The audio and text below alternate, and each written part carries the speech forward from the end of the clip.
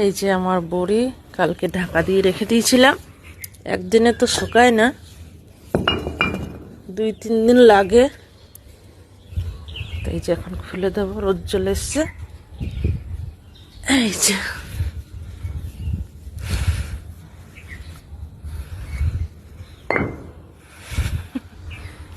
কর্তা এসে বসে আছে রোদ্রে। এই হচ্ছে বড়ি, নিজের হাতে বড়ি দেওয়া নয়, অনেক খাটনি, অনেক কষ্ট করতে হয়। আর এই যে এইগুলো হচ্ছে ফুলকপির বড়ি, ফুলকপি দিয়ে দিলাম, আজকের রোদটা পেলে শুকিয়ে যাবে।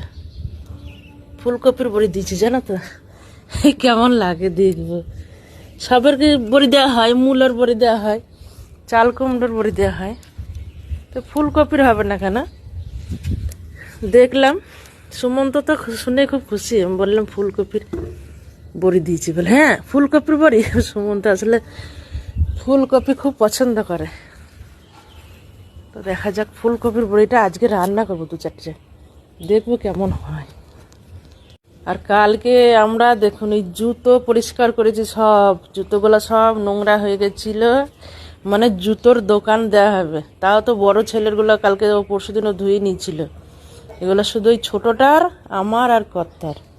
দেখুন কত জুতো, সব সার্ফ দিয়ে সব পরিষ্কার করেছি।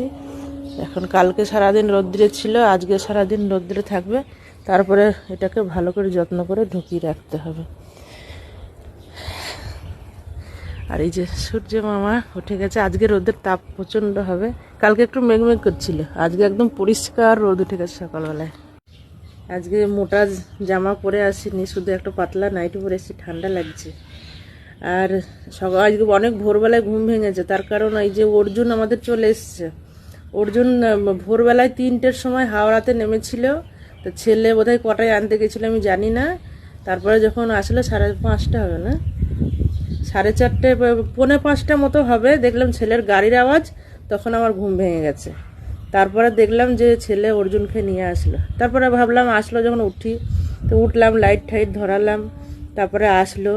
অর্জুন তো বাংলা কিচ্ছু বোঝে না, আমার মাথা খারাপ হয়েছে, আমি ওর সঙ্গে কী করে কথা বলবো, আমি হিন্দি বুঝি সবই, বলতে পারি না। তো ওকে জিজ্ঞেস করলাম কেমন আছো, ভালো আছো, দেখছি সাড়া দিচ্ছে না, হ্যাঁ মানে কিছুই বুঝছে না। তারপরে আমি বলছি এ বাবা, এ তো কিছুই বোঝে না নাকি, এরকম বলছি। তাও দেখলাম সাড়া দিচ্ছে না, তো ভাবলাম কিচ্ছু বোঝে না। তারপরে হিন্দিতে একটুখানি বলার চেষ্টা করলাম, কেসে হো, আচ্ছি হো আচ্ছি। তখন বলছে আচ্ছি হো আচ্ছি হো। অর্জুনকে নিয়ে আমাদের ভালো মজা হবে, কেন ওর ভাষা আমরা কিছু, মানে ওর ভাষা আমরা বুঝতে পারবো, কিন্তু আমাদের ভাষা বুঝবে না, কি জ্বালা। তারপরে বললাম চা খাবে, সারা দিচ্ছে না। হ্যাঁ ভাবলাম অত ভোরবেলা এসছে, খালি মুখে শোবে আবার, তা ভাবলাম একটু চা করে দিই, সকাল তো আর মানে কিছু দেওয়ার মতো নেই। তা বললাম চা, বলে চা মানে চাটা বুঝেছে, তারপরে বাকি কথাগুলো কিছুই বোঝেনি। হ্যাঁ তারপর আবার সুমন্ত বলে দিলে, বলে চা খাবে, তা বললো না চা খেয়েই নিয়েছি। তারপরে চাটা খায়নি, তারপর শুয়ে ঘুমাচ্ছিল, গল্প করছিল এতক্ষণ, গল্প করে করে এখনই দেখলাম চুপচাপ হয়ে গেছে, মানে 2 ঘন্টা ধরে গল্প করে করে এখনো ঘুমাচ্ছে দুজনে মিলে। ছোট ছেলের কাছে শুয়েছে, বড় ছেলে আবার আমাদের কাছে উঠে এসে শুলো। তো যাই হোক, নিচে যাব, রান্না বান্না আবার ব্যবস্থা করতে হবে, আজকে আবার আমাদের ক্লাস ওপেন হবে, জিমন্যাস্টিক ক্লাস, তো আবার অর্জুনকে নিয়েই যাব। তো যাই হোক বন্ধুরা, টাটা।